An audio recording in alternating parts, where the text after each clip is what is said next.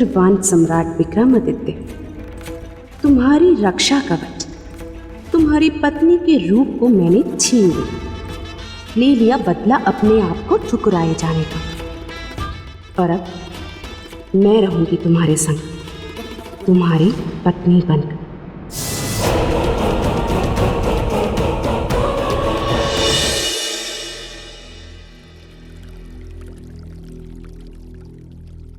बेताल, चौंक गए ना राजन। देवी, आगे की कथा मैं सुनाता हूं।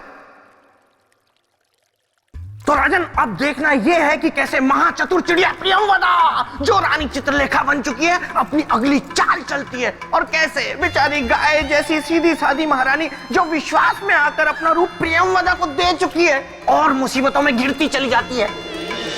लाइए देवी, अब हमारा रूप हमें लौटा दीजिए।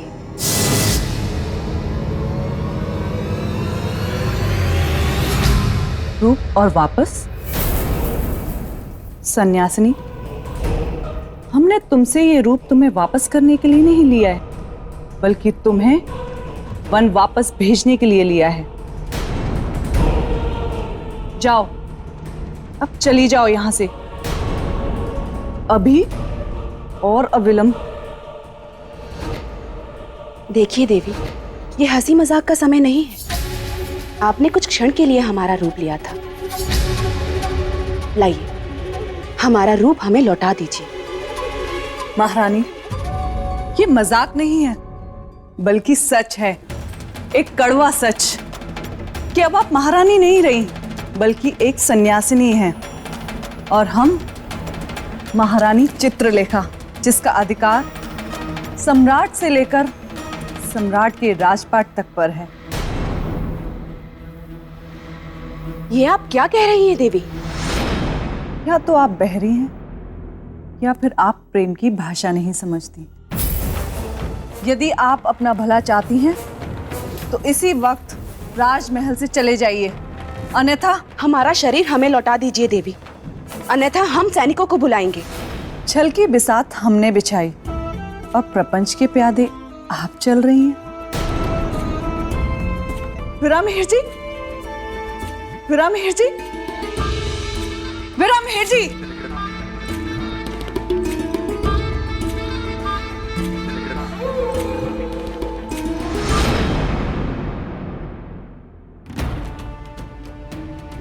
हम नहीं जानते थे हम इतने बड़े छल के शिकार बन जाएंगे,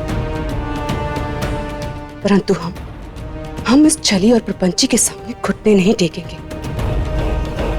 हम उससे अपना रूप वापस लेकर रहेंगे।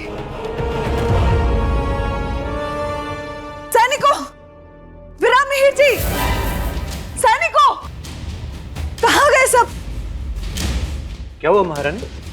विरामहेर जी, उस सन्यासिनी को शीघ्र ही बाहर कर दीजिए। हमसे बहुत बड़ी भूल हो गई, जो बिना कुछ सोचे समझे उसे अपने कक्ष में लेकर गए। क्या किया उसने महारानी? कक्ष में जाते ही उसने अपने सुर बदल लिए, स्वयं को महारानी कहने लगी, और तो और हमसे हमारा रूप भी मांगने लगी।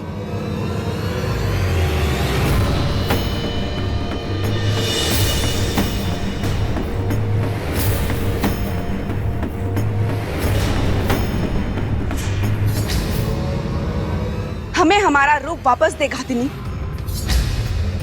अन्यथा हम तुम्हें जीवित नहीं छोड़ेंगे। राजदंड देंगे तुम्हें। सैनिकों, बंदी बना लो इसे।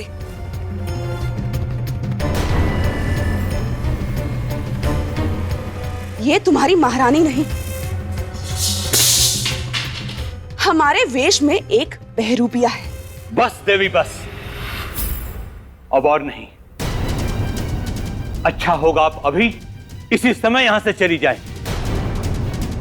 आचार्य वीरामिहिर जी, आप हम ही जाने के लिए कह रहे हैं अपनी महारानी को? आपने भी हमें नहीं पहचाना ना? पहचान तो आपको मैं उसी समय गया था जब आपको राजमहल के द्वार पर मैंने देखा था। आप कोई सन्यासिनी नहीं, एक छलिया है, एक घातिनी है। यह सत्य नहीं है आचार्य, आप धोखा खा रहे हैं। हम आपकी महारानी हैं, महारानी चित्रलेखा। इससे पहले कि महारानी से छल करने का अपराध में आपको कारावास में डाल दिया जाए, आप यहां से चली जाएं। किसी स्त्री का अपमान हमारे राज्य का संस्कार नहीं। हमें बाध्य मत कीजिए संस्कार की लकीर को लांघने पर।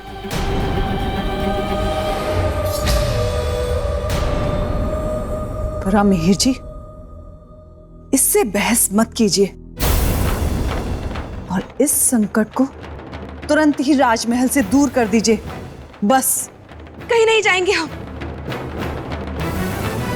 जब तक सम्राट वापस नहीं आ जाते, हम कहीं नहीं जाएंगे, ना इस राजमहल से और ना ही इस राज्य से।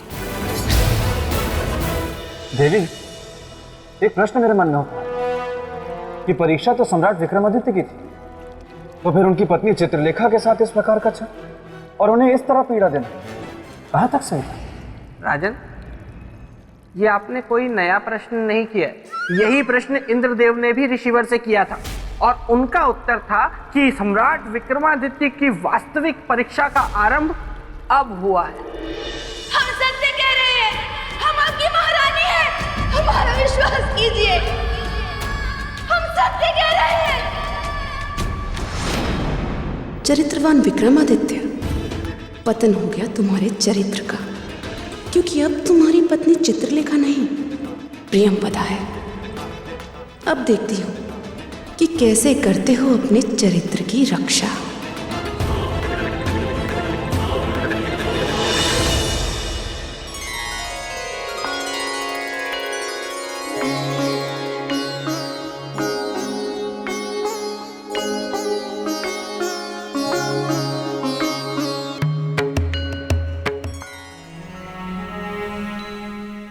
महारानी, वर्षों से जैसे आपने परंपरा बना ली हो, क्या? हम जब भी कहीं से लौट कर आते हैं, आप आरती उतारना नहीं भूलती। कैसे भूल सकते हैं? आप हमारे सुहाग जो हैं। और ना ही हमारे पूछने पर आपका उत्तर बदलता है। क्या? कैसा उत्तर? आप ही बताइए। क्या बोलो? मुझे तो पता ही नहीं कि क्या बोलती थी चित्रलेखा। क्या हुआ? आप अपने संवाद भूल गई? नहीं नहीं सम्राट, हमें तो अच्छी तरह से याद है। बस हम तो यूं ही आपकी प्रेम की परीक्षा और आपकी स्मरण शक्ति की परीक्षा ले रहे थे। अब आप हमारे उत्तर को दोहराएं तो जाने। यदि हमारी प्रेम की कसौटी आपको उत्तर देना है तो सुनिए। आप हमेशा हमसे एक बात कहती है, हम आपकी आरती नहीं नजर उतार रही है। तो गलत थोड़ी कहते थे।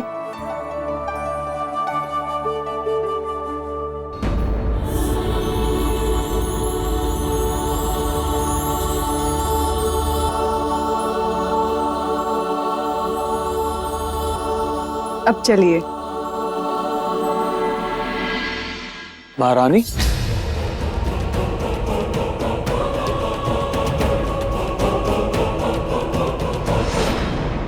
क्या?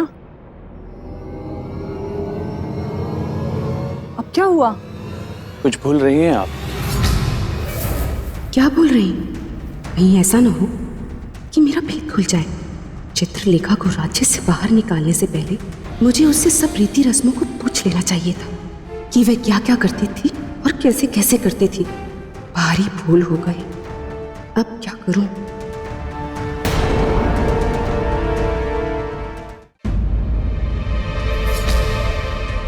क्या सोच रही हो? सोच नहीं रहे थे, हम तो याद कर रहे थे कि हम क्या भूल रहे हैं। कुछ भी नहीं, हम तो बस आपको छेड़ रहे थे और आप है कि इतनी गंभीर हो गई। चले? फिर दोबारा ऐसा मजाक मत कीजिएगा। आपके इस मजाक ने तो हमारे प्राण ही सुखा दिए। अच्छा, अब चलिए।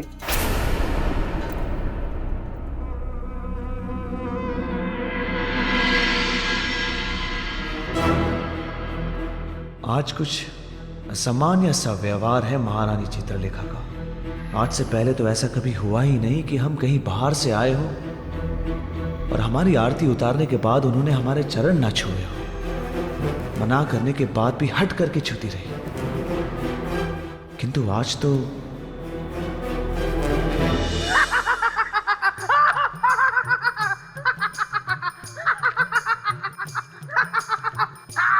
बेताल, ये क्या नया नाट्य प्रदर्शन है? नाट्य प्रदर्शन नहीं है देवी, ये तो खुशी से मेरी छाती फूल गई है, मेरा सीना चौड़ा हो गया है, क्योंकि मेरे मित्र विक्रमादित्य पर मुझे गर्व है। बताइए राजन, अगर मेरे मित्र की जगह आप होते तो क्या आप पता लगा पाते कि कुछ गड़बड़ है? नहीं नहीं नहीं नहीं, उत्तर मत दीजिए, उत्तर मुझे पता है। इसीलिए मैं आपको समझा रहा हूँ कि हट छोड़ दीजिए और झट से वापस चलिए, क्योंकि ये सिंहासन आपके हाथ कभी नहीं आने वाला।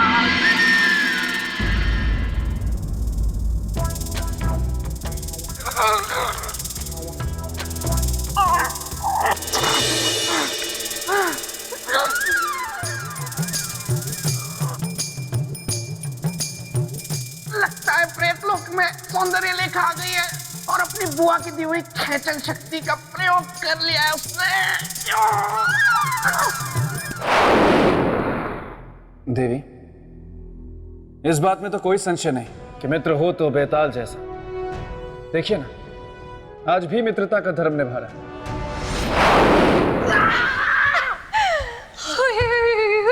ये क्या तरीका है बेतालनी? मैं वहां पर अपने मित्र की चरित्र की कथा सुनने में लीन था और तुमने मुझे यहाँ खींच लिया। क्योंकि मैं हूँ सौंदर्य लेखा, मैंने तुमको यहाँ नहीं देखा, इसलिए तुम्हें लाया खींच। आओ करे प्रेम की बातचीत। हाँ, वाह वाह, अच्छा किया, बहुत अच्छा किया सौंदर्य लेखा जो तुम यहाँ खुद आ गई, वरना मैं ही तुम्हें बुलाने वाला था। सच? क्या तुम्हारे मन में मेरी यादों के रसगुल्ले पक रहे थे जो तुम मेरी राह ऐसे तक रहे थे? नहीं नहीं, मैं तो तुम्हें ये बताने के लिए यहाँ बुला रहा था कि मैंने विवाह करने का इरादा कर लिया है। सच? हाँ, और तो और विवाह के पश्चात मैं घर बेताल बन के अपने ससुराल में ही रहने वाला हूँ। अब ये पूछोगी नहीं कि वो बेतालनी कौन है? उसमें पूछना क्या है? सौंदर्य लेखा यानी कि मैं। नहीं नहीं, तुम नहीं, उसका नाम है कमल चक्षुनी, जिससे मेरा विवाह होने जा रहा है। देखो, क्या नाम है तुम्हारा? सौंदर्य लेखा। हाँ, सौंदर्य लेखा। मुझे पता है तुम्हारा दिल टूटा होगा, लेकिन मैं क्या करूं? अब तुम ऐसा करो कि सबसे पहले यहाँ आना बंद करो, क्योंकि कल ही मैं यहाँ से अपना ये पेड़ और बाकी सब सामान बटोर के यहाँ से हमेशा के लिए चला जाऊंगा।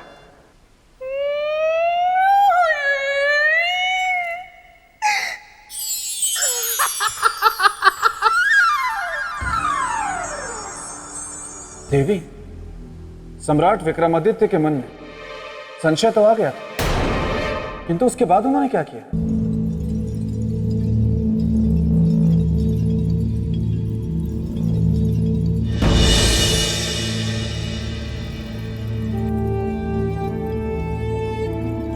क्या बात है महारानी, आज आपका मन बड़ा शांत लग रहा है। लगेगा नहीं? जब एक स्त्री के पति को आज का विशेष दिन भी याद ना रहे तो भला उसका चित्त शांत कैसे रहेगा? ऐसा कौन सा विशेष दिन है आज? वसंत ऋतु का पहला दिन, एक स्त्री के जीवन का सबसे महत्वपूर्ण दिन, जिस दिन एक पत्नी का मन कभी मयूर बन अपने पति के साथ नाचने का होता है तो कभी हिरनी के समान गुलाचे भरते हुए भागने का होता है।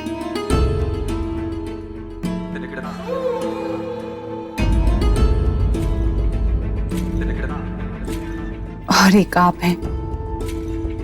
आज के दिन एक स्त्री अपने पति के अंक में समाकर सारे संसार के सुखों को पाना चाहती है।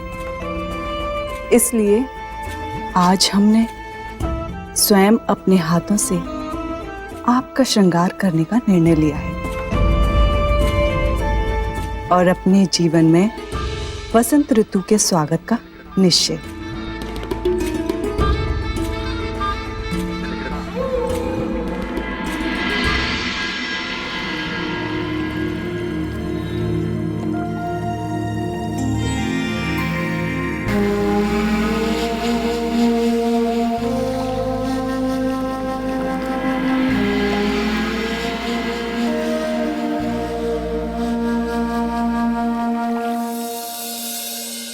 मैं अपने उद्देश्य में सफल हो गई विक्रमादित्य। जिस प्रेम को तुमने कल ठुकराया था, आज उसी प्रेम ने तुमको पाया है। अब जीते रहोगे अपनी चित्रलेखा के भ्रम में, और जिस दिन भ्रम टूटेगा तुम चरित्र के पर्वत की ऊंचाई से बहुत नीचे गहरी खाई में गिर चुके होंगे। यह है एक सुंदर स्त्री के प्रेम निवेदन को ठुकराने का बदला।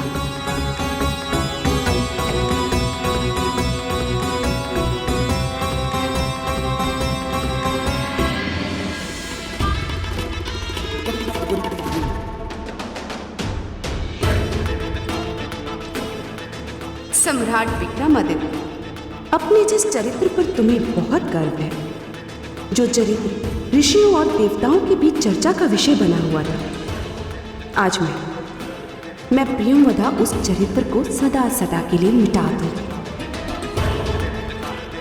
आज मैं ये सिद्ध कर दूंगी कि रूप की धारा में सबके चरित्र बह जाते हैं।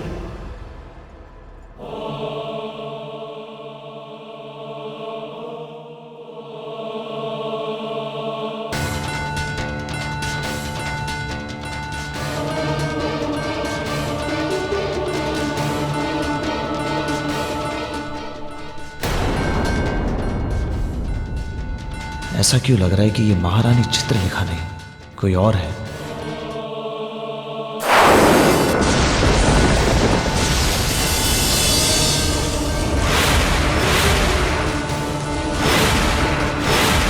कौन है आप? आपकी पत्नी चित्रलेखा सम्राट। नहीं, झूठ बोल रही हैं आप। आप हमारी पत्नी नहीं हैं। बताइए हमें, कौन है आप?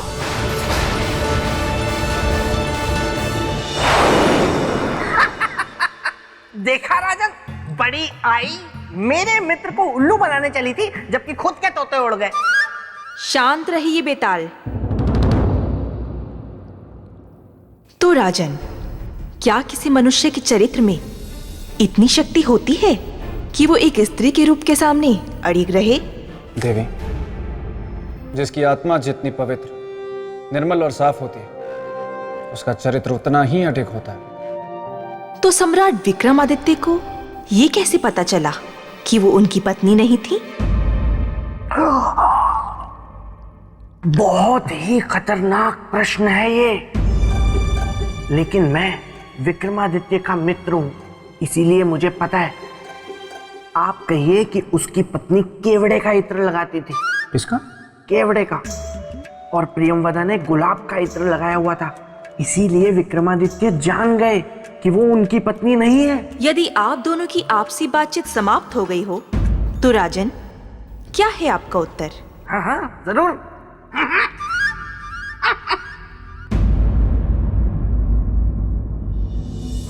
देवी, स्पर्श से। स्पर्श से?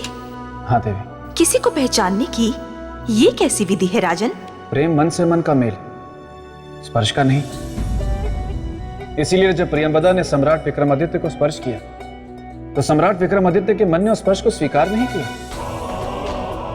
अपने मन की आंखों से देखने वाले और अपनी आत्मा की आवाज सुनने वाले को भला कौन धोखा दे सकता है देवी?